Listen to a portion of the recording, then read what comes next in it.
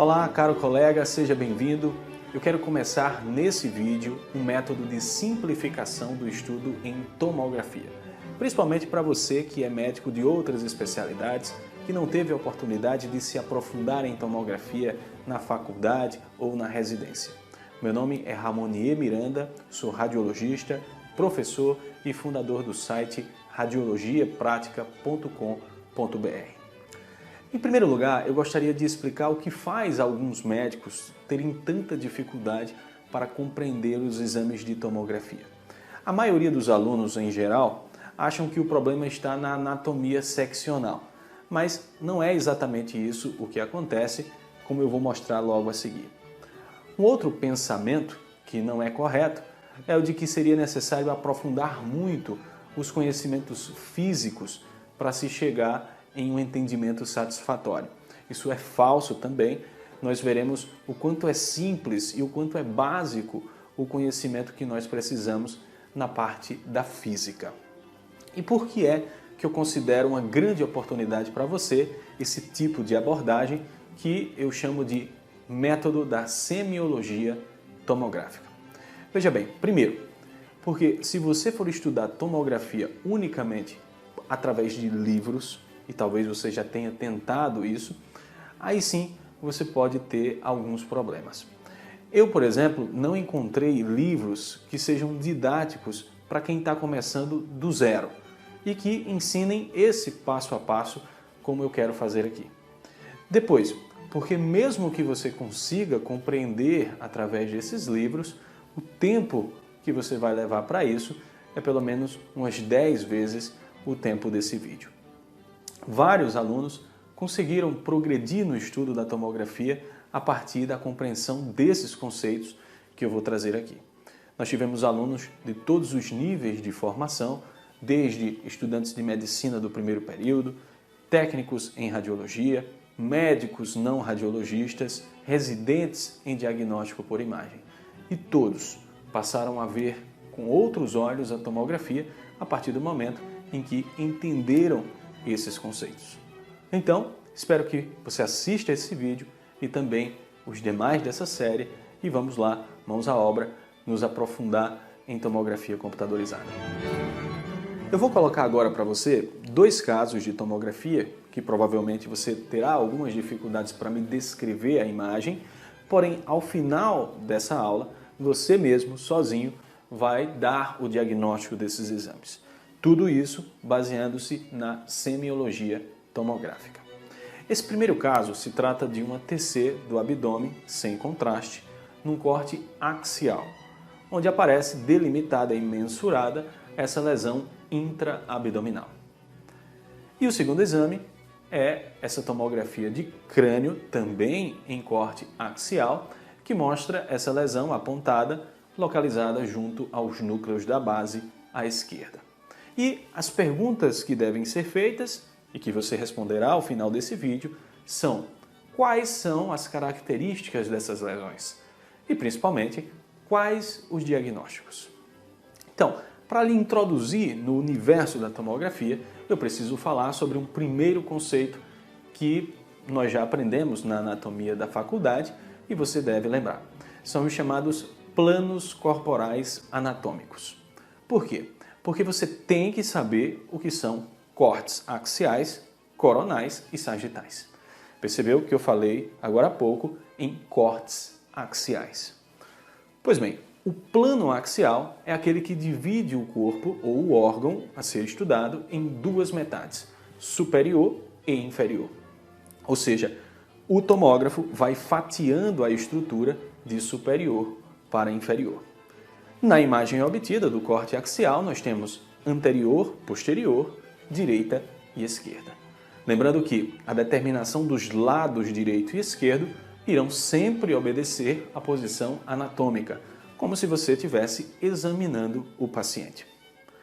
Já o plano coronal é o que divide o corpo ou segmento do corpo nas metades anterior e posterior. Em outras palavras, os cortes vão de anterior para posterior ou vice-versa. Na imagem obtida do corte coronal, tem-se superior e inferior, direita e esquerda. E por último, o plano sagital divide o corpo em metades direita e esquerda. E assim os cortes vão como fatias da direita para a esquerda ou vice-versa. Na imagem sagital, nós temos superior, inferior e anterior e posterior, e não mais direita e esquerda, já que direita e esquerda correspondem aos cortes, ao sentido dos cortes. Agora vamos para um segundo conceito, a densidade radiológica, as 5 densidades radiológicas básicas. Nós já as conhecemos para a radiografia simples, onde cada uma dessas densidades corresponde a uma tonalidade de cinza. Essas densidades valem da mesma forma aqui para a tomografia. Por quê? Porque você deve lembrar que a imagem tomográfica também é produzida a partir da utilização dos raios-x. E quais são essas 5 densidades? A menor de todas, ou seja, a mais escura, é a densidade de ar, já que o ar é atravessado pelo raio-x sem oferecer nenhum obstáculo, ou seja, nenhuma atenuação. O ar, portanto, é o mais hipoatenuante ou hipodenso dos 5 elementos mostrados. Depois, em ordem de densidade, vem a gordura. A gordura atenua algo da radiação X, porém muito pouco em relação a outros tecidos, como por exemplo a água ou os órgãos sólidos. A gordura é, portanto, hipoatenuante em relação a esses tecidos. Vemos gordura, por exemplo, no tecido subcutâneo ou na gordura intraabdominal. E aparece mais escura na imagem. No entanto, em comparação com o ar, mostra-se mais clara. A terceira densidade é a de partes moles, que na radiografia inclui um grande grupo de tecidos, desde água livre, órgãos sólidos, músculos, cartilagem, sangue e etc. A radiografia não consegue distinguir esses tecidos que têm a mesma densidade, ou seja, a mesma tonalidade de cinza. Com a tomografia, nós veremos que isso é diferente. Mas antes, vamos para a quarta densidade, a do cálcio, ou das estruturas mineralizadas, presente, por exemplo, na cortical dos ossos ou nos cálculos calcificados. Por terem uma alta densidade molecular, os raios-x vão ter dificuldade em atravessá-las, ou seja, atenuam bastante a radiação. Daí dizermos que são hiperatenuantes, em comparação com as outras estruturas, como por exemplo a água ou a gordura. E aparecem então com um tom mais claro na imagem radiográfica e também na tomografia. E depois, a maior de todas as densidades, que é a do metal, que simplesmente atenua todo o feixe do raio-x que o atinge. Ou seja, não passa do metal. Tem um tom mais claro e brilhante, superior inclusive ao do cálcio. E vai se destacar em relação ao osso, por exemplo, como na imagem que nós mostraremos. Na tomografia, nós veremos que os metais, inclusive, podem produzir artefatos de brilho devido à sua tão elevada densidade. Veja, por exemplo, essa radiografia de uma criança operada que possui parafusos metálicos de fixação cirúrgica. Nós temos aqui as 5 densidades. Observe bem, a densidade de ar externamente, por onde o raio-x atravessou sem qualquer obstáculo.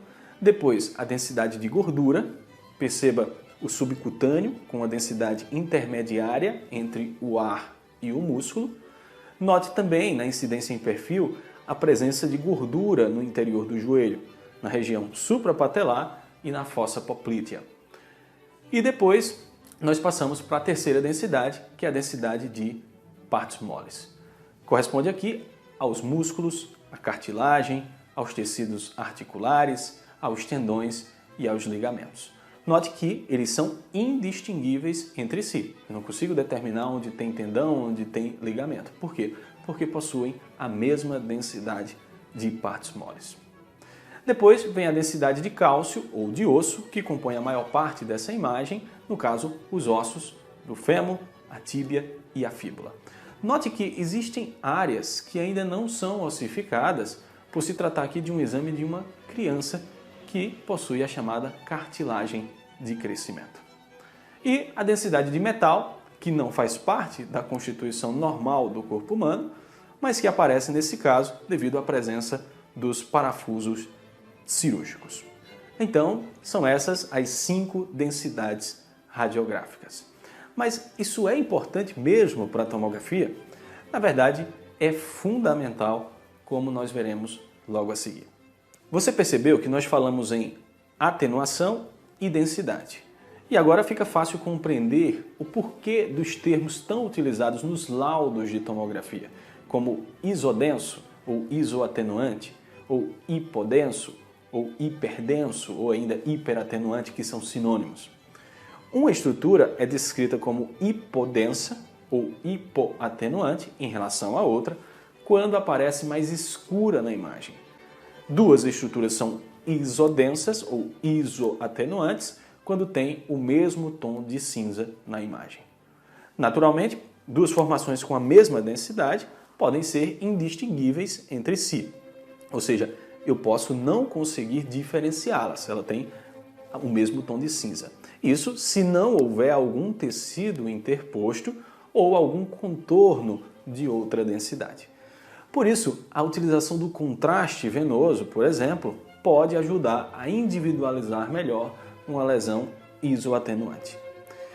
E uma formação hiperdensa? O que é que significa? Hiperdensa em relação a outra formação, ela vai aparecer em tom mais claro na imagem.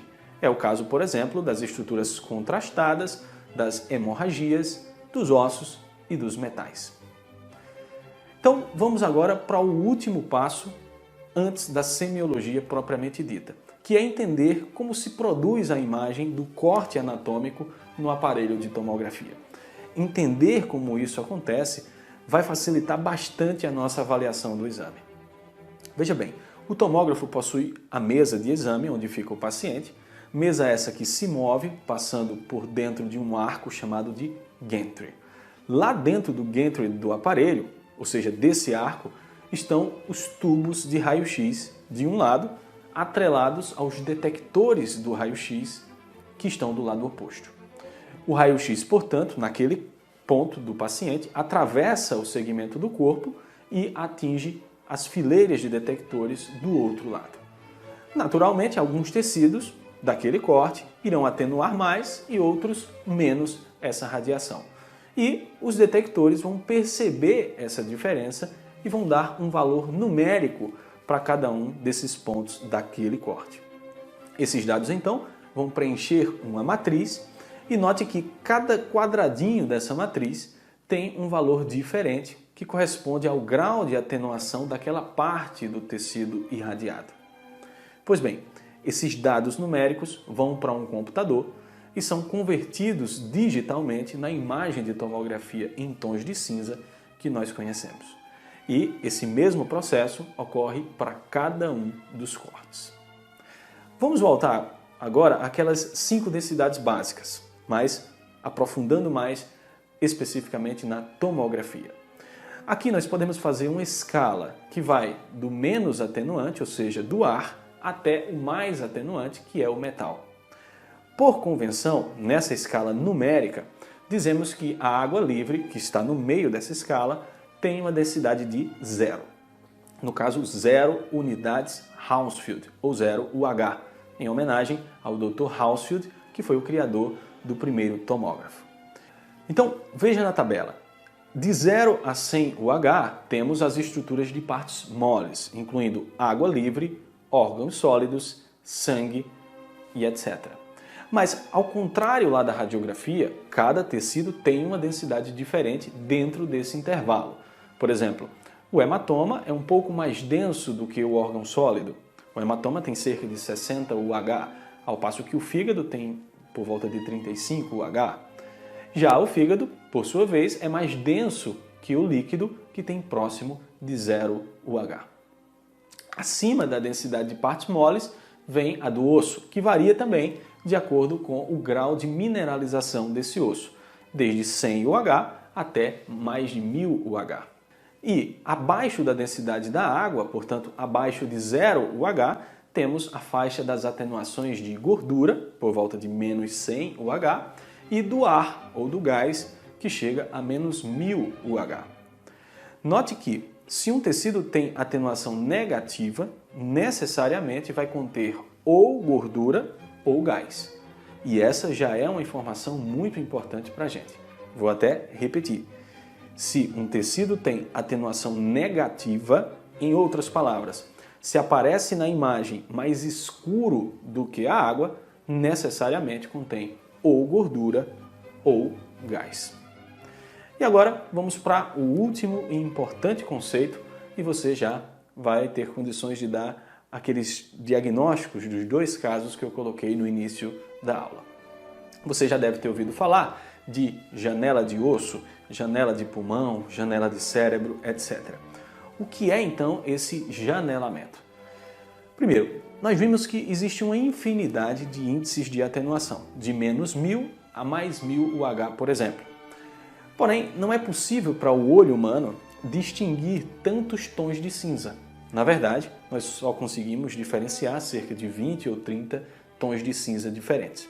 Então, eu preciso distribuir esses 20 tons de cinza ou 30 tons de cinza numa faixa de atenuação, numa zona de atenuação mais restrita, para que as estruturas possam ser diferenciadas uma da outra.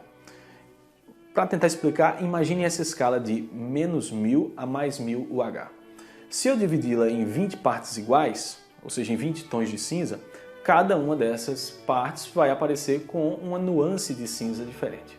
Então, por exemplo, todas as estruturas com atenuação de 0 a 100 vão ter o mesmo tom e não poderiam ser diferenciadas. Sendo assim, o sangue que tem 60 UH, a água que tem 0 UH ou os órgãos sólidos que tem por volta de 40 UH teriam a mesma tonalidade na imagem e ficaria impossível delimitá-los. Então eu preciso concentrar mais esses tons de cinza, esses 20 ou 30 tons de cinza que eu consigo enxergar e distribuí-los em uma faixa menor de índices de atenuações. Não mais de menos 1000 a mais 1000 UH. Essa faixa de atenuações é a minha janela.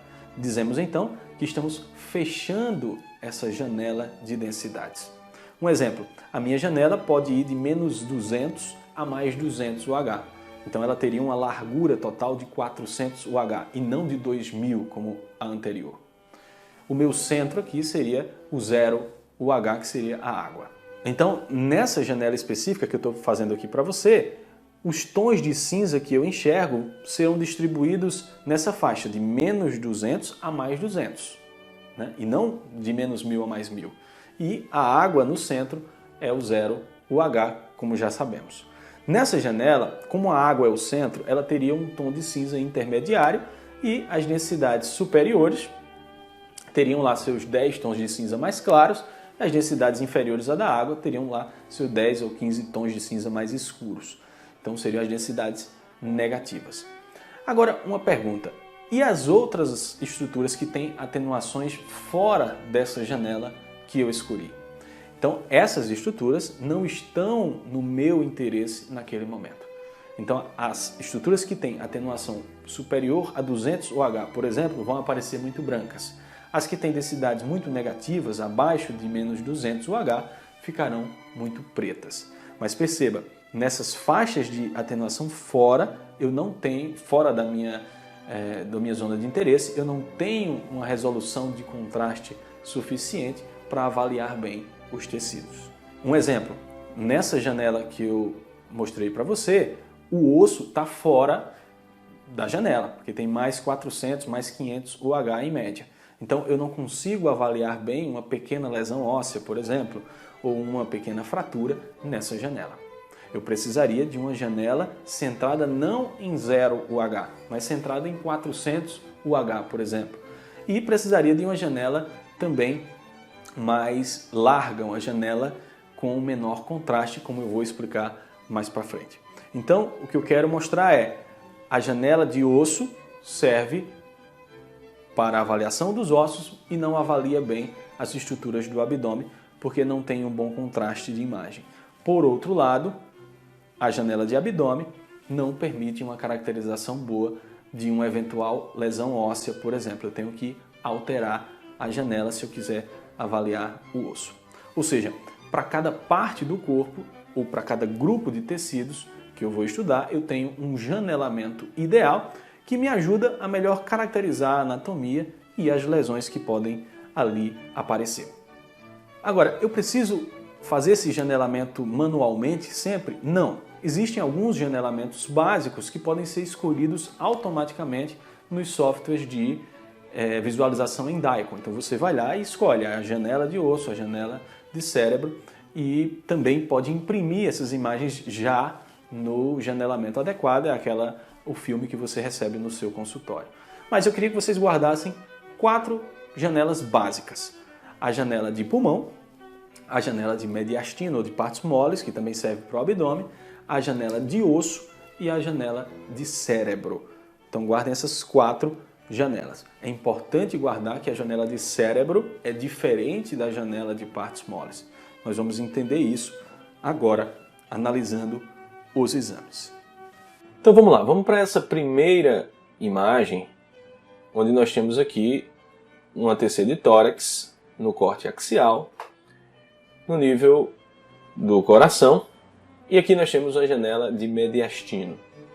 Eu queria que vocês observassem aqui essa numeração, que é o centro da janela de mediastino, ou nível 40. 40, o H é o centro da janela, por quê? Porque o objetivo é avaliar ali as partes moles, o mediastino, o coração, enfim, estruturas que têm mais ou menos essa densidade, que é a densidade de 40 UH. E aqui a largura da janela, 350 UH, significa que é uma janela fechada, uma janela relativamente fechada para avaliar então, que dá para avaliar então a gordura, dá para avaliar o tecido de partes moles, mas não avalia bem a parte óssea, ou seja, a parte óssea e a parte pulmonar ou vão ficar totalmente escuras, como é o caso do pulmão, ou vão ficar totalmente brancas, no caso do osso. Por quê? Porque estão fora da janela de interesse. Então, essa é a janela de mediastino, janela que serve muito para avaliar as estruturas mediastinais, mas que não consegue identificar lesões pulmonares, não consegue identificar pequenas lesões ósseas. Esse mesmo exame, essa mesma imagem obtida, eu posso, através do próprio software, janelar para o pulmão. Então, é essa mesma imagem aqui, só que agora na janela de pulmão. Olha o que aconteceu. O centro da imagem, o centro da janela, melhor dizendo, está negativo, em menos 400. Por quê? Porque o objetivo agora é avaliar o pulmão, que tem uma densidade negativa. E a minha janela não tem mais 350 UH de largura, mas sim 1500 UH, ou seja, uma janela bastante aberta, para que eu consiga identificar as consolidações, os cistos aéreos, ou seja, eu tenho que ter uma extensão muito grande de atenuações para serem avaliadas. No entanto, pelo fato de ser uma janela muito aberta, é uma janela que tem pouco contraste de imagem. Quanto maior a espessura da janela, menor o contraste da imagem. Então guarde isso. Essa é uma janela de alto contraste, essa é uma janela de baixo contraste. Ok? Vamos para esse mesmo corte agora na janela de osso. O que é que aconteceu? Só fiz alterar a janela para a janela de osso. O centro da minha janela vai para 300 UH e também se trata aqui de uma janela bem aberta, uma janela de baixo contraste. Por quê? Porque os tons de cinza estão distribuídos por uma gama muito extensa de atenuações. Então é uma janela de baixo contraste que permite a avaliação do osso, permite a avaliação de pequenas lesões ósseas. Veja que a diferença desse osso aqui na janela de mediastino, se tiver alguma fratura, alguma lesão osteolítica, eu não vou identificar, para o osso aqui na janela óssea. Então qualquer detalhe na cortical óssea, na medular, eu consigo identificar nessa janela. Mas veja, eu não preciso fazer um novo exame do paciente, uma nova aquisição para avaliar o osso. A aquisição é a mesma, os dados obtidos de atenuação estão numa matriz, apenas o janelamento é que foi alterado. E aqui a janela de cérebro. A janela de cérebro não é a mesma janela de partes moles. Isso é importante.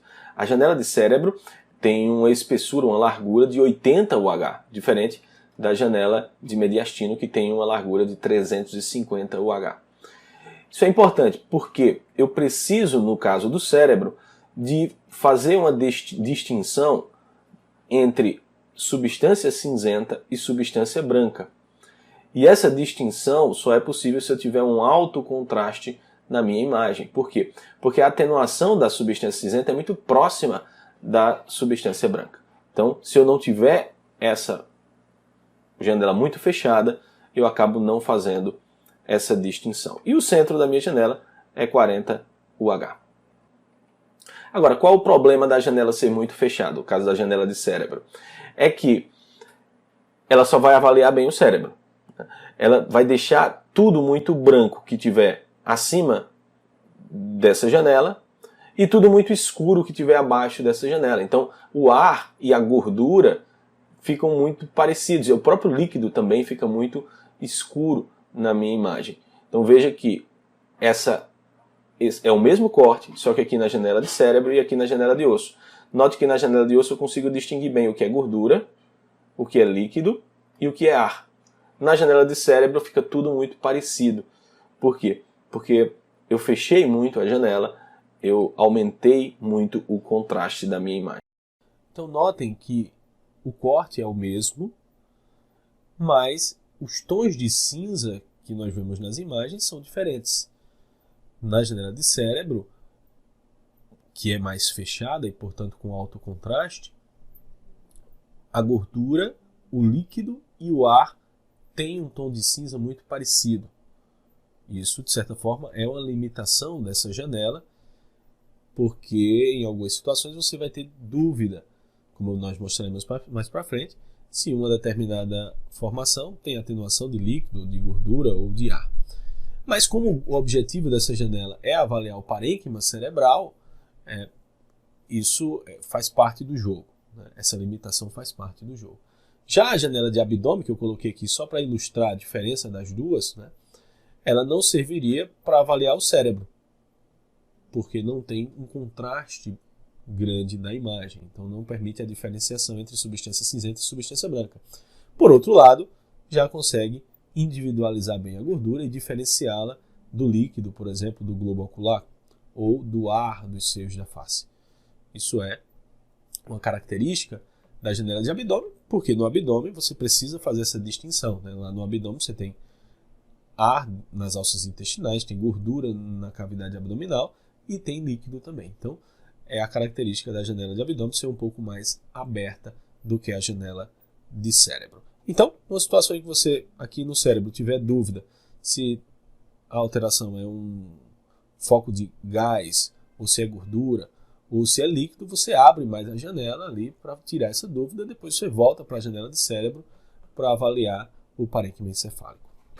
Note que sempre eu tenho que avaliar a janela óssea, principalmente em casos de trauma. Olha esse caso, você tem um hematoma extradural, que é visto aqui na janela de cérebro, como essa lesão extraaxial. Na janela de osso o hematoma fica mais difícil de caracterizar, mas na janela de osso eu consigo ver a fratura da porção escamosa do osso temporal, coisa que não aparece na janela de cérebro. Então, a importância de janelar, né, você vai lá no aparelho, coloca lá a janela na janela, escolhe a janela de osso, nós vamos mostrar mais para frente como é que você faz isso nos softwares, e aparece então a fratura que não é detalhada aqui na janela de cérebro. Okay? Aqui só para mostrar para vocês como a janela de cérebro não é a mesma da janela de mediastino ou de abdômen. Se eu fosse pegar aquela imagem do mediastino e colocar a janela de cérebro, olha como ficaria. Então não dá para ver bem as estruturas do mediastino. Por quê? Porque eu fechei demais a janela e isso só tem sentido lá para o cérebro para fazer aquela distinção entre substância cinzenta e substância branca. Agora vamos fazer um teste. Qual a janela mais aberta e qual a janela mais fechada dessas duas imagens? Qual aqui que vocês acham que está mais fechada? Essa é a janela mais fechada, porque eu tenho um alto contraste na minha imagem. Essa é a janela mais aberta. Veja que eu tenho um menor contraste de imagem. Agora percebam na janela de cérebro que o líquido tem um tom de cinza muito escuro em comparação com o líquido de outras janelas, como a janela de abdômen, né, por exemplo. Então, o líquido aparece muito escuro na janela de cérebro por conta desse alto contraste. Mas a atenuação aqui, a densidade, é a densidade de líquido de cerca de 5 a 10 UH. Veja aqui no caso do ventrículo lateral direito, a medida do ROI deu em média aqui 9 UH. Você vê líquido dentro dos ventrículos, você vê líquido nos sulcos entre os giros cerebrais. Ok? E no caso da janela de mediastino, onde é que tem líquido? Por exemplo, na medula espinhal. Mas veja que o tom de cinza aqui já mudou, né? A densidade é a mesma. Se eu vier com o ROI aqui, vai dar 9 UH, 10 UH. Mas a forma como se apresenta na imagem é diferente por conta do janelamento. Então, por exemplo, o líquido aqui do canal medular tem uma média de 7 UH. O líquido aqui dentro do vaso tem uma atenuação de 11 UH. Ok? E aqui entra a nossa semiologia tomográfica. A primeira coisa que você vai fazer na avaliação de um corte de tomografia é identificar onde tem líquido, né? No caso do cérebro, onde é que tem líquido? Nas cisternas, nos giros cerebrais, entre os giros cerebrais e nos ventrículos. Então, identificou onde tem líquido, você tem ali o nível basal, o nível 0 da sua escala. Tudo que tiver atenuação superior a essa atenuação do líquor, ou seja, tudo que tiver uma atenuação positiva, vai ser densidade de partes moles, vai ser densidade óssea. E o que tiver mais escuro do que o líquido, vai ser ou ar ou gordura. Note nessa imagem, por exemplo, que eu tenho sim uma imagem mais escura ainda do que a do líquido, que é aqui o ar dentro do seio frontal. Então, primeiro passo, identifico o líquido.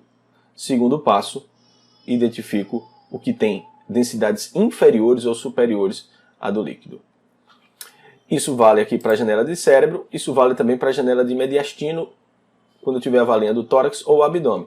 Note nesse caso, reconheço primeiro o líquido, está dentro do canal medular, é onde tem líquido aqui. E vejo que existem estruturas com a densidade superior à do líquido, no caso aqui a musculatura, no caso aqui o coração. E existem estruturas que têm densidade inferior à do líquido, que é o caso aqui, por exemplo, dessa estrutura, dessa estrutura, dessa estrutura, dessa estrutura. Então, essas áreas têm ou gordura ou ar. No caso aqui do mediastino, como a janela não é tão fechada, eu consigo distinguir bem. Isso aqui é gordura, isso aqui é ar. Ok? Então isso aqui é a gordura pericárdica, isso aqui é a gordura subcutânea, isso aqui é o ar dos pulmões, esse aqui é o ar dentro do esôfago. Ok? Então densidade de partes moles, densidade de líquido, densidade sólida, densidade de pulmão, densidade de gordura e densidade de osso. Isso já nos ajuda a nos localizar, né, tanto na caracterização das lesões, como também da anatomia. Ok? Olha essa imagem, corte superior do abdômen. Onde é que tem líquido? Na medula, né, no canal medular, melhor dizendo, e na vesícula. Eu sei que na vesícula tem líquido.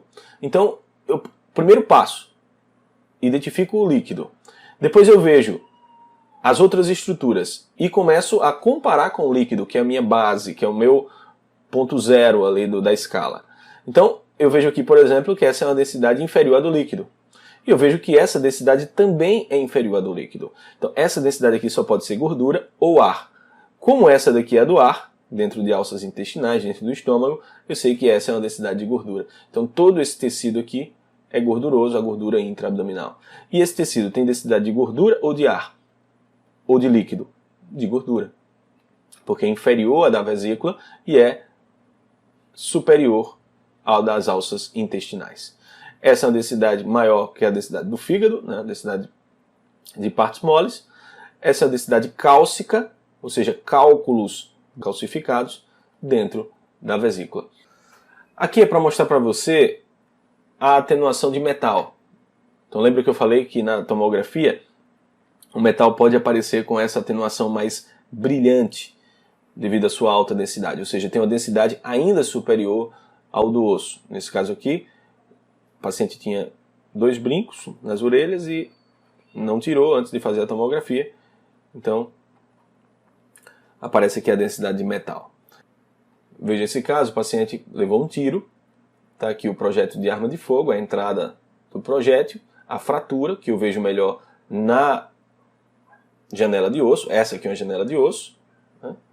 Já na janela de cérebro, eu conseguiria ver bem os hematomas, intraparenquimatosos. Nesse caso aqui, eu vejo uma densidade de gás, de ar, dentro do crânio. Então, um pneumoencéfalo. Aqui eu vejo a fratura, outra fratura, né? E o projétil metálico.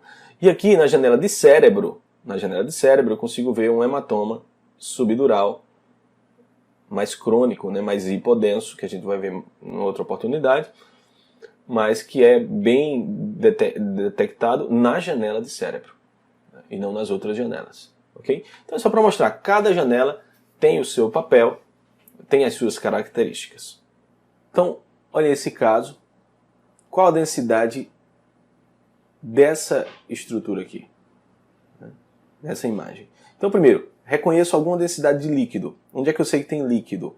No canal medular tem líquido, né?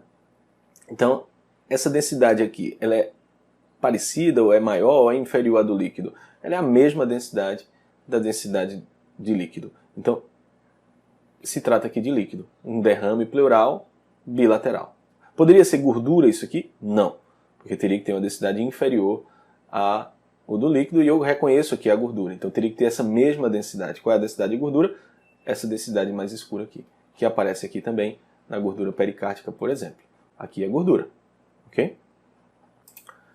Qual a densidade dessa estrutura aqui? Líquido também. Veja que tem a mesma densidade da densidade de líquido aqui do canal medular. Né? Poderia ser uma densidade sólida? Não, porque eu já reconheci a densidade de sólido aqui, né, do músculo, por exemplo, e ela tem uma densidade inferior. Poderia ser gordura? Também não, porque aqui eu estou vendo o tecido subcutâneo, que tem uma densidade inferior a essa estrutura. E agora nós vamos para aquele caso que eu mostrei lá no início para vocês. E agora no final dessa aula nós conseguimos dar o diagnóstico. Por quê? Porque qual a densidade dessa lesão, por exemplo? Ela é a densidade de líquido? Vamos lá para o líquido do canal medular? Não. Ela tem uma densidade inferior. Ela tem uma densidade de gordura? Vamos para a gordura que eu reconheço. Reconheço a gordura subcutânea e vejo que essa estrutura tem a mesma densidade da gordura subcutânea e da gordura intraabdominal. Então é uma lesão delimitada, né, intraabdominal com a densidade de gordura. Se trata aqui de um lipoma intraabdominal. Um lipoma intraabdominal. Então está dado o diagnóstico desse primeiro caso. Vamos para o segundo.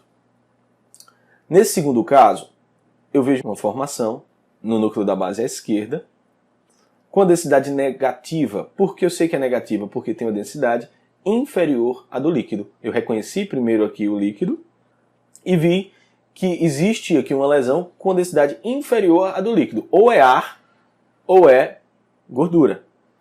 Nesse caso, a densidade ainda é superior um pouco à do ar. Se trata de uma lesão de gordura. Claro, como a janela de cérebro é muito fechada, ficou difícil fazer essa distinção. O que é que eu poderia fazer? Abrir essa janela, né?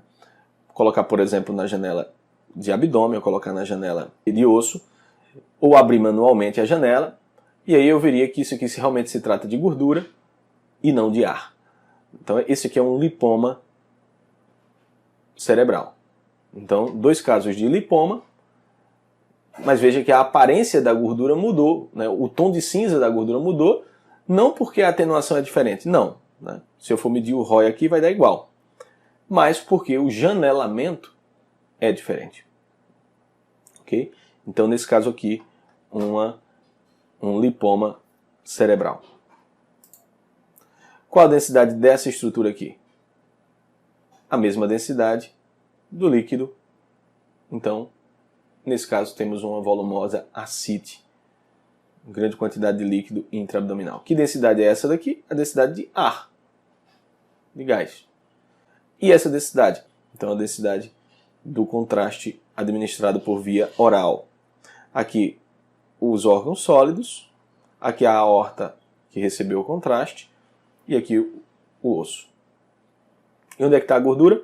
Gordura subcutânea, por exemplo, aqui. Gordura intraabdominal aqui. Então, essa é a densidade de líquido. Aqui, que densidade é essa? Gordura. Por quê? Porque eu vejo o líquido e vejo que se trata de uma estrutura com densidade inferior à do líquido. Tudo isso é gordura. Mas veja, isso aqui, por exemplo, já não é mais gordura. Tem a mesma densidade do líquido e tem uma densidade superior à da gordura. Essa é a densidade de líquido. Ascite. Então está aqui a ascite e veja a ascite delimitando a cavidade peritoneal. Aqui, da mesma forma, um outro caso de ascite e aqui um tumor ovariano, uma lesão sólida ovariana. Então eu sei que aqui, nesse caso, você tem áreas sólidas e tem áreas líquidas dentro do tumor, que tem a mesma densidade do líquido aqui fora.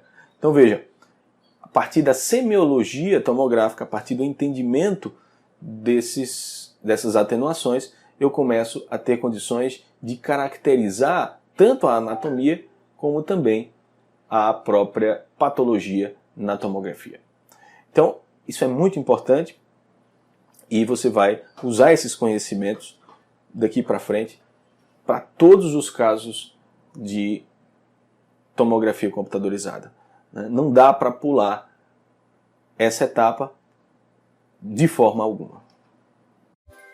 Então, é isso, caro colega. Se é a primeira vez que você estudou esse assunto, pode ter parecido um pouco puxado, um pouco fora do que você é acostumado a estudar no dia a dia da medicina, mas vistos esses conceitos que são fundamentais em tomografia, a partir de agora vai ficar muito mais fácil você compreender a anatomia e também as patologias em exames de tomografia computadorizada.